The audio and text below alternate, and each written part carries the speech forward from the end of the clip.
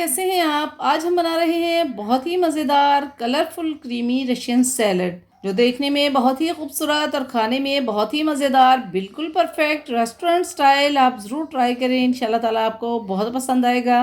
तो व्यूअर्स, अगर आपको हमारी ये रेसिपी अच्छी लगे तो सब्सक्राइब और लाइक कीजिएगा, ताकि हम आपके लिए मज़ीद ईजी एंड टेस्टी रेसिपीज़ लाते रहें। और हम इसमें यूज़ करेंगे different fruits and dry fruits. आप अपनी चॉइस के मुताबिक फ्रूट्स एंड वेजिटेबल ऐड कर सकते हैं। और साथ ही हम बताएंगे ऐसी टिप्स जिससे सैलड बनेगा बिल्कुल क्रंची क्रंची एंड फ्रेश। तो शुरू करते हैं अल्लाह के बाबरकत नाम से। बिस्मिल्लाहिर्रहमानिर्रहीम। अल्लाहुम्मा सल्ली अला मुहम्मद व अला आलि मुहम्मद। करोड़ों रहमतें और बरकतें हों हज़रत मोहम्मद सल्लल्लाहु अलैहि वसल्लम पर और आपकी आल पर, और उनके सदके अल्लाह ताला हमारे दस्तरखानों में खैर कसीर बरकतें अता फरमाए। सबसे पहले हम एक आलू लेकर इस शेप में काट लेंगे।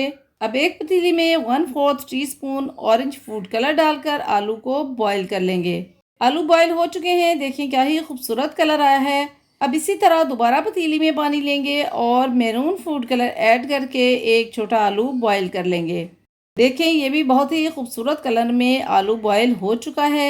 अब हम इनको ठंडे पानी से निकाल कर फ्रीज़र में ठंडा होने के लिए रख देंगे, ताकि अच्छे तरीके से चिल हो जाएं।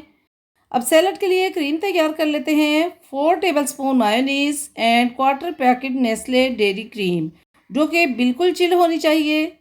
इसको ऐड करके 2 टेबलस्पून आइसिंग शुगर ऐड करके, half tea spoon black pepper powder, 1/4 teaspoon नमक ऐड करके विस्क की मदद से अच्छे तरीके से मिक्स करेंगे।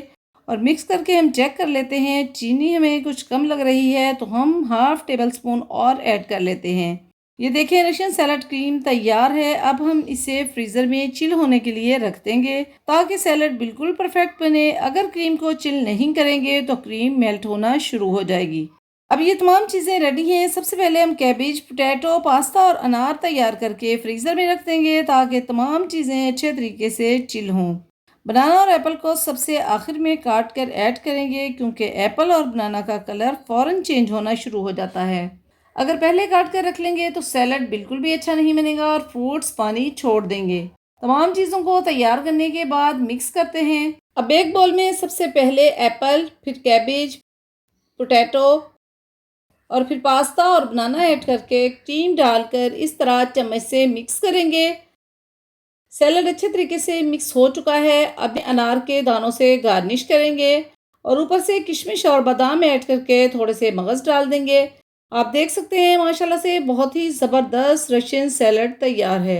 आप इसमें फ्रूट्स और वेजिटेबल कम या ज़्यादा भी कर सकते हैं। हमने वही फ्रूट्स और वेजिटेबल यूज़ किए हैं जो हमें फ्रेश अवेलेबल थे। तो व्यूअर्स, अगर आपको हमारी ये रेसिपी पसंद आए तो सब्सक्राइब और लाइक कीजिएगा, ताकि हम मज़ीद रेसिपीज़ लाते रहें। तो अगली वीडियो आने तक अल्लाह हाफिज़।